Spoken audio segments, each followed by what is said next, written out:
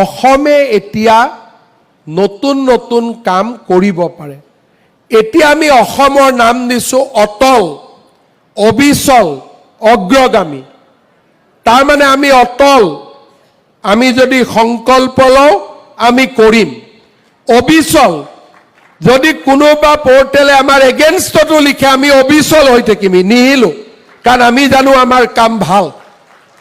আৰু লাষ্টত আমি গৈ কি হ'ম? অগ্ৰগামী, মানুহক পিছ পেলাই থৈ যাম।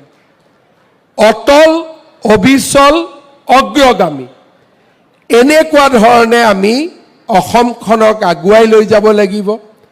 আজি এই বিল্ডিংটোৱে আমাক প্ৰেৰণা যোগাব যে অসমে এতিয়া সপোন দেখিব পাৰে, সপোন সংকল্পলৈ ৰূপান্তৰ কৰিব পাৰে, আৰু সংকল্পক সিদ্ধিলৈ ৰূপান্তৰ কৰাৰ সাহস আজি নতুন অসমৰ আছে।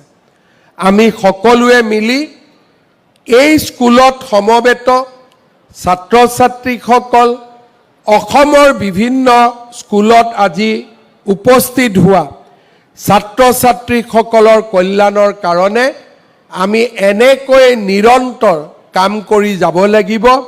অসম মাতৃক আমি উচ্চতাৰ সৌচ্চ দৌলত লৈ যাব লাগিব, এয়া হৈছে আমাৰ সংকল্প।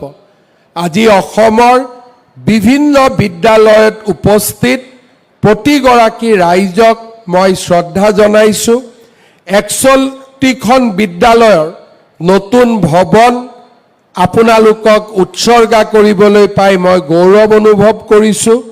নতুন ভৱনৰ আধাৰশিলা শিলান্যাস অহা 2 বছৰৰ ভিতৰত, 18 মাহৰ ভিতৰত আমি বিদ্যালয় ভৱনৰ নিৰ্মাণো সম্পূৰ্ণ কৰিম। আজিৰ এই গোটেই বিদ্যালয় নিৰ্মাণৰ কৰ্মযজ্ঞত সন্মুখৰ পৰা নেতৃত্ব দিয়া অসমৰ শিক্ষামন্ত্ৰী ৰণোজ পেগু ডাঙৰীয়া আৰু শিক্ষা বিভাগৰ বিষয়া কৰ্মচাৰীসকলক মই অভিনন্দন জনাইছোঁ। লোক নিৰ্মাণ বিভাগৰ আয়ুক্ত সচিব চন্দন শৰ্মা ইয়াত উপস্থিত আছে।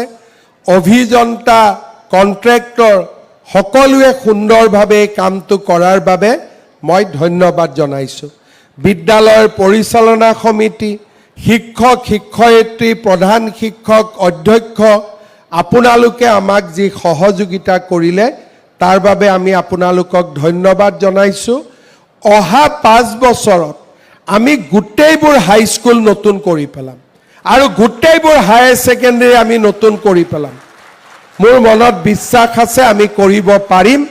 পুনৰবাৰ আপোনালোক সকলোকে বহুত বহুত অভিনন্দন জনাই মই মোৰ বক্তব্যৰ সামৰণি মাৰিছোঁ। ধন্যবাদ। জয় হিন্দ, বন্দে মাতৰম।